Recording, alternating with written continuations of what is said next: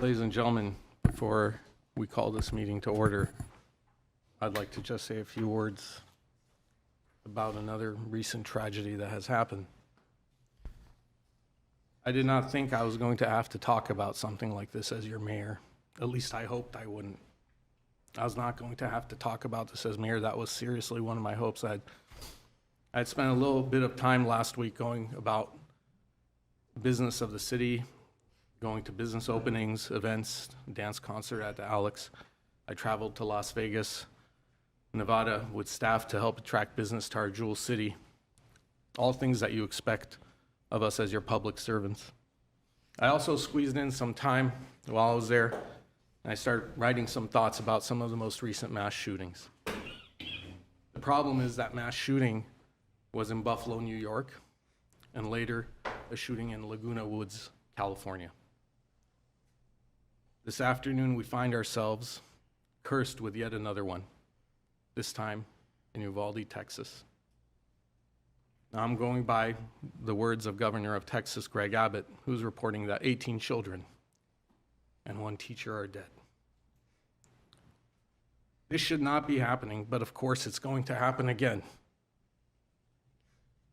When I was writing about the Buffalo mass shooting, I was reflecting on my job as mayor, on the idea of friends, neighbors, people we see every day at the store or on the street here in Glendale, being taken from us, being snuffed out, being killed, and the idea is simply horrifying.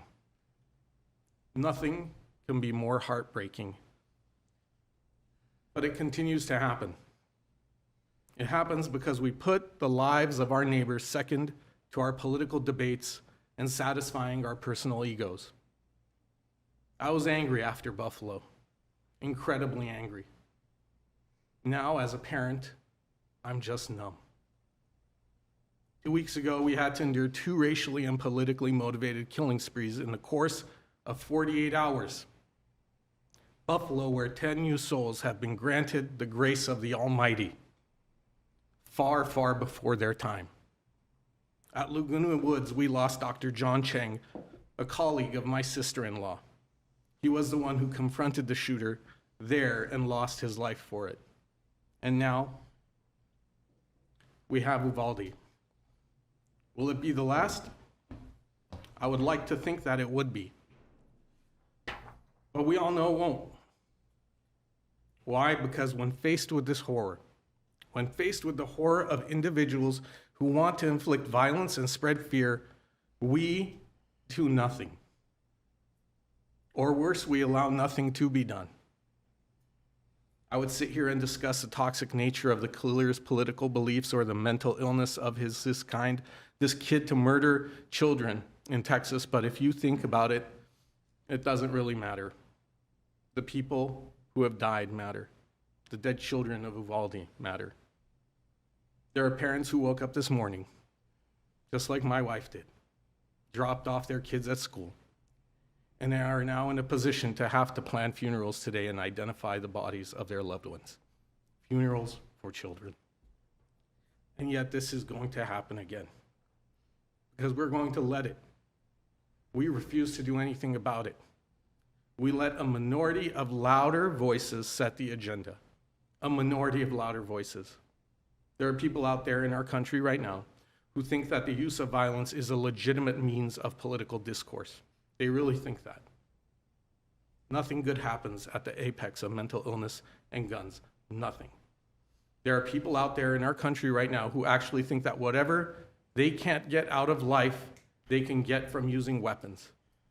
Not for protection, not for hunting, but for gratification. The next mass shooting is going to happen again. And as your mayor, I wish I could tell you, it can't happen here. I really wish I could. But it can happen here too. Glendale can find itself to be another Pittsburgh, another El Paso, another Las Vegas, another Orlando, Newtown, Parkland, Aurora, Buffalo, Laguna Woods, and Uvalde. But we don't have to live like this. Maybe it's time for us to be the louder voice before something like this ever happens again. What we can do here in the city of Glendale, we will do. Our police and our first responders will too. But too often our brave men and women in uniform, when facing a mass casualty incidents like this, are reduced to being cleanup crews in its aftermath. Action, real action, has to come before, has to come in places like Washington, D.C., and Sacramento. Our representatives there have to move forward on legislation that will at least keep this from being so common. But until they do, this will happen again and again and again and again. But it doesn't have to be this way. We have to do something to end this cycle. We want to think about what we can do to push out that hate that so many have fed over the last few years, pitting themselves against everyone they know and digging their heels in. And for what? So individuals can own military-grade weapons? Now, granted, this is Los Angeles County, I get that. And the overwhelming majority of elected officials stand with the overwhelming majority of Americans who want to stop the mass shootings. But we allow this debate over public safety to devolve into one of supposed individual rights. And if we remain silent, if we divide ourselves against each other, red versus blue or conservative versus liberal, then we let those who seek to terrify us with these acts win.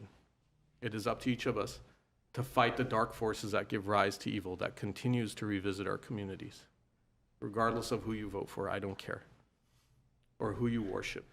We must stand up to the forces that threaten our common peace, our freedom, our way of life, our children's lives. I truly believe that those who trouble their own house will inherit the wind. Those who don't bring us together will inherit the wrath of the Almighty. And that there is no refuge for those timid souls who have the power to make change in our laws to protect our children and instead cower and serve those special interests that keep them in office. But the Lord will do his part, and we must do ours. As St. Paul wrote, we must not be overcome by evil, but overcome evil with good. We must lean on each other and work to find a way that protects our children and puts their lives above all else. This doesn't have to happen again. Hold your loved ones closer tonight. Make yourselves heard. Make yourself louder and make your voices louder so our cries for justice and change will ring louder than the sounds of gunfire in the halls of the schools of Uvalde.